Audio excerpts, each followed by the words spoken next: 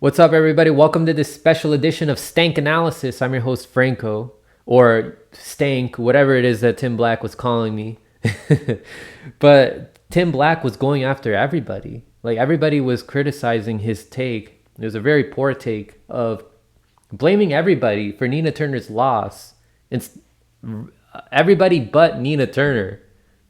Like, it's up to a politician to make sure that he or she is not hiring any corporatist opportunists or anybody who's inefficient at their job to be their campaign manager, or to be in a high position in their campaign, as well as to be able to get the vote of people. Tell us what's going to be different. Tell us why our vote will be worth it for you.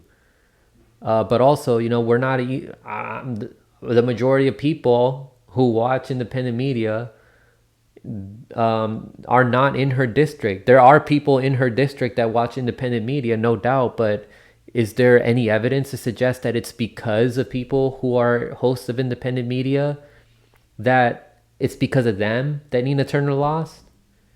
Like, where is your evidence to back that up? Like, you can throw in like some assumptions or just bring up like, oh, like they said this, they were criticizing Nina Turner, but how do you know that it's because of that people didn't vote for her, and that resulted in people, a percentage of people not voting for her? It makes it makes no sense. It's just judging based off of beliefs with no evidence. But a whole bunch of people have already been talking about, Tim Black, and Tim Black had fired back, and he like started going after everybody. Lee Camp, the Vanguard, Savvy Savs, Jackson Hinkle, the Combo Couch. Man, this guy's burning so many bridges. Also, I don't understand what Tim Black thinks he's accomplishing by punching down at people. Everybody he was attacking, well, at least most of the people that he was attacking, everybody pretty much except for Lee Camp and Jimmy Dore, who he mentioned, he's punching down. Like, they all have way less subscribers than he does, a way lesser following. Like, these are people with, some of them are even less than 10,000 subscribers. 99% of the people he was calling out have less than 50,000 subscribers. Like, this guy, you're really that insecure about people calling you out? Like, why don't you just focus on your work? Or better yet, why don't you help these small channels grow by bringing them on your show, talking to them? Like, don't we have the same goals? Why don't you bring them on, come to an understanding? Maybe you'll learn something, or maybe you'll help them learn something. But really, I think you need more learning than they do. But the purpose that I'm doing this video, to add on to what everybody else is saying, is I want to point out how a lot of these content creators like Tim Black have either not evolved or have devolved. They've digressed backwards. Like, Tim Black used to understand that incrementalism is not the way, and that politicians are to blame for their own losses. And that's what he was saying about Hillary Clinton. And I'm going to show you guys some clips and show the hypocrisy in Tim Black. And this is something that when I was on Savvy Sav's New Left podcast with a bunch of, these new content creators, I was talking about what we can learn from our predecessors, people who've been doing this longer. A lot of them are losing subscribers. Kyle Kalinske, Crystal Ball. People are losing interest in these people because they've stayed stuck. The audience consciousness and awareness of where our politics is at and what is a more efficient way forward has evolved. A lot of us don't think electoral politics is a way forward. So, and if people still think electoral politics is a way forward, they think that it's not through voting for the Democratic Party. And so they support third parties. And can you really blame them? I have my reasons for not supporting a third party, but I don't say that we should support the Democratic Party as the alternative. Absolutely not. That would be going backwards. The way forward is to not support anyone in electoral politics at all, except maybe some local candidates. Because our elections are privately owned, and if there's a third party, like, the only way that they can gain my trust, if they have a solid, concrete plan for how to overcome all these obstacles in our privately held elections. If not, then it's just a waste of time, a waste of energy, a waste of money. How will these third parties achieve victory? And if you're going to be blaming people for not supporting the third parties, then you're just being like Tim Black and all these apologists for the squad who blame people for not supporting the Democratic Party, these progressives. And you can say, oh, but these third parties actually mean it when they say they're going to fight for these issues. That could well be the case, but how can they convince me that this is worth it? How are they going to overcome all these obstacles? How are they going to overcome these obstacles so that they can get into power? So rather than focusing on electoral politics, the way forward is more direct action, opting out of the system, talking to your community, trying to raise consciousness. And ways that we can do that are discussed on this show. Like when I have guests on, when we have panel discussions, and on Thursdays when we discuss solutions. All right, we discuss solutions on this show every Thursday night at 7 or 8 p.m. Eastern time. I talk with my audience members. But anyway, that's not where Tim Black is at. Instead, he's blaming these third parties who don't have power for the reason for Nina Turner's loss. If he wants to really investigate and see why Nina Turner actually lost, why doesn't he talk to people from her district and ask them why they didn't vote for her? I think one big reason is because Nina Turner was trying to sound like she was pivoting to the center. She was trying to sound like a Democrat to not scare people away. But then if you're trying to be like those establishment Democrats, then why won't these people just vote for the establishment candidate instead of you? But yeah, for the record, Tim Black, I don't think he voted for Joe Biden. I remember when he was advocating against voting for him when I used to watch him. And I don't know if he was a part of TYT, but I mean, that's not relevant. I mean, what is relevant is what we need to hit him on is critiques that are actually valid. I mean, he says enough ridiculous things for us to hit him on those ridiculous things rather than making up ridiculous things like him being Jenks' apprentice. Like, we don't have to make things up to criticize this guy because he's already ridiculous enough with the things that he says. So what is relevant is how wrong he is and how now he's acting as a gatekeeper for the squad. And the squad are gatekeepers for the Democratic Party and the establishment. So therefore, if Tim Black is defending the squad, he's defending the establishment. He may not see it that way, but that's what he's doing if he's defending the squad, because that's who the squad defends. So I just want to show here, this is what really opened a lot of people's eyes to Tim Black. For me, it was when he was more critical of Tulsi Gabbard than Bernie Sanders, when before he was giving Tulsi Gabbard tongue bats because he wanted her on his show. But, for a lot of the things that Bernie Sanders would do, the same as Tulsi or worse, he wouldn't be critical of him as much as he was towards Tulsi Gabbard. But here it's Tim Black. He was criticizing Jimmy Dore. This is back during the forced to vote stuff. And then Jimmy Dore replied to Tim Black and he said, "Hey, here is the tweet that you deleted because it reveals you as a phony bootlicker. Nice job prioritizing politicians' career over Medicare for all. You're done." And then here's the tweet that Tim Black had deleted. And he said, "Asking the squad to vote against Pelosi is tantamount to asking them to quit their jobs. At least admit it. Be real about it. Also admit we don't have the votes to pass Medicare for all. So in the end, it's an exercise to root out faux progressives. Good night." If Tim Black had kept going, if he kept evolving forward from where he was at in 2016, when he knew that voting for Hillary Clinton or voting for any corporate Democrat is a waste of time, then he would see how voting for the squad is a waste of time. But, he has not evolved. And it's quite sad to see, because what Tim Black says in this video right here, where he's criticizing David Pakman and defending Jimmy Dore, it makes him look like a hypocrite. So this is titled when liberals go after progressives, which is what he's doing now, because he's going after what people call progressives. I mean, I think that term is useless, but regardless, He's going after people, who see through the squad, who see through politicians in general, people who gatekeep for the Democratic Party or who run as Democratic politicians. He's going after those people who criticize that.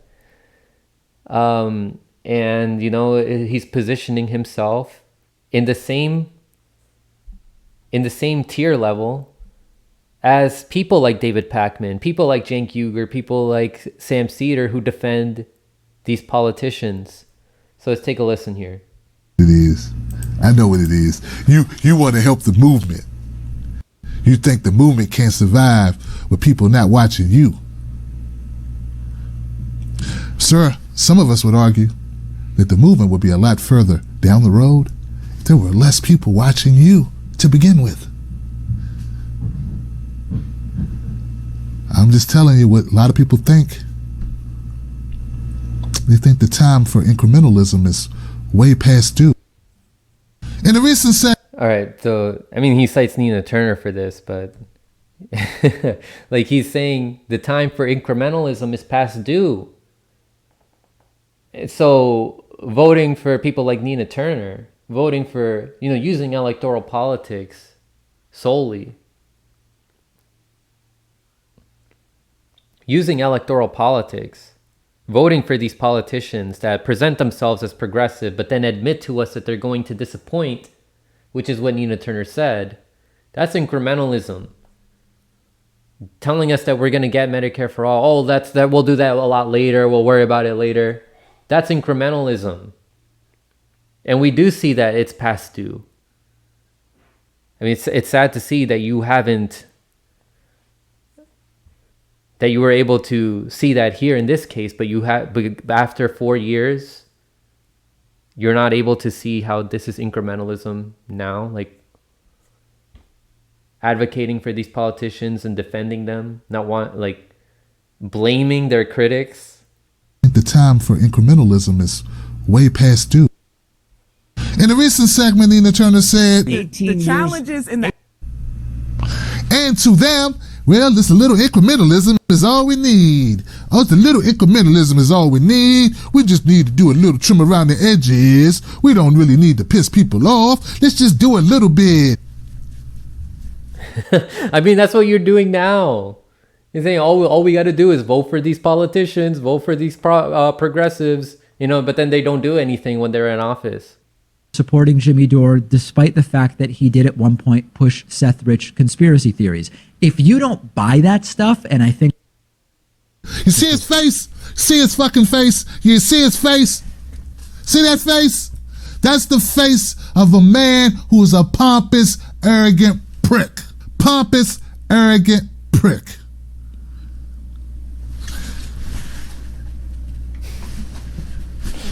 That shit. That I'm smarter than you. I should make all your decisions for you. You're not hungry? I'll tell you when you are, Missy.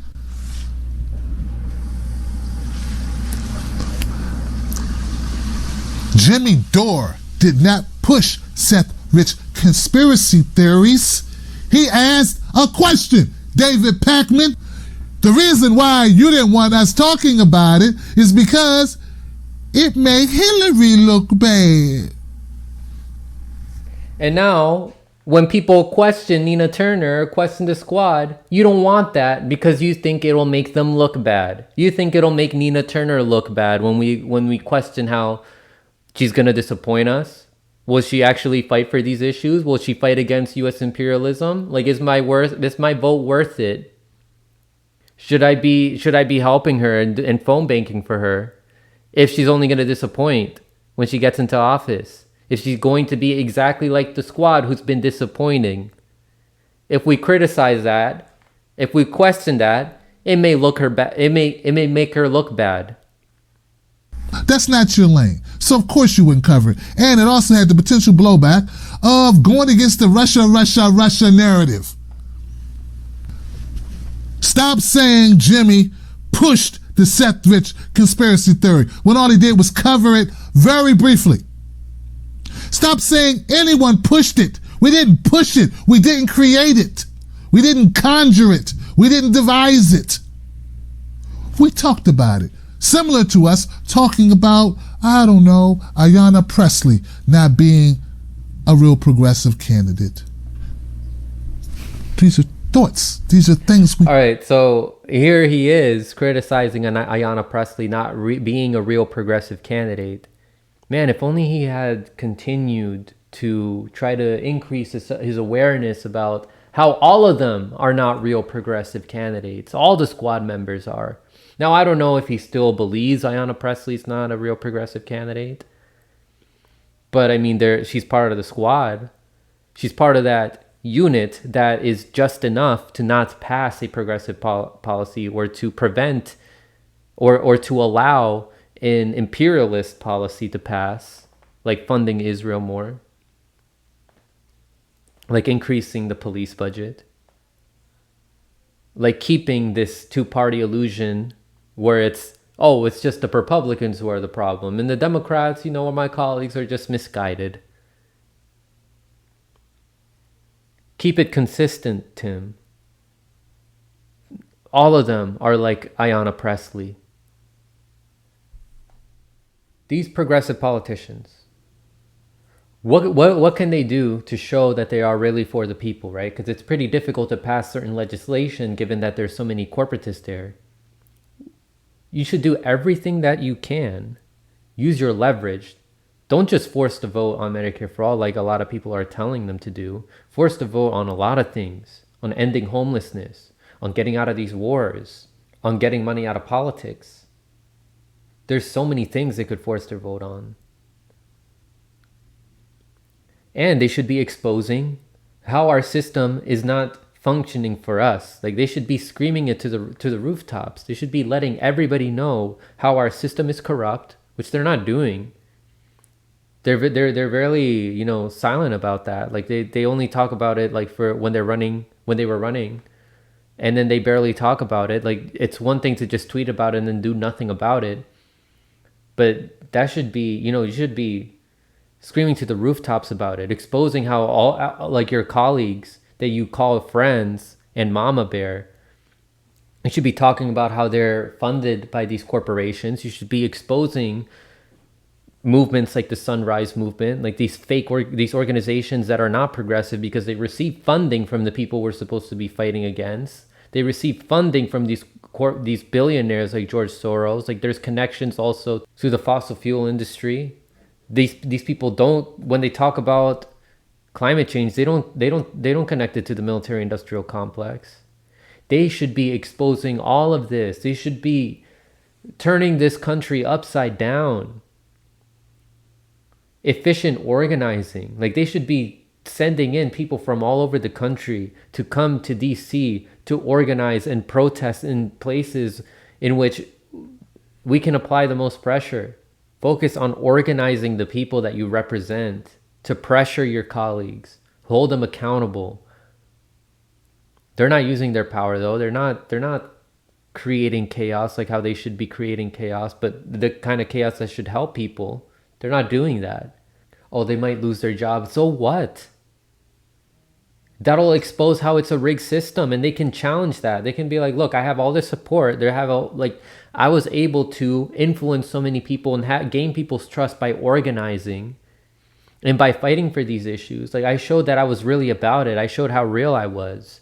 And then despite all this support that I gained from people, look at how it makes absolutely no sense how these areas, like my election in my district is so rigged against me. And they should challenge that in court.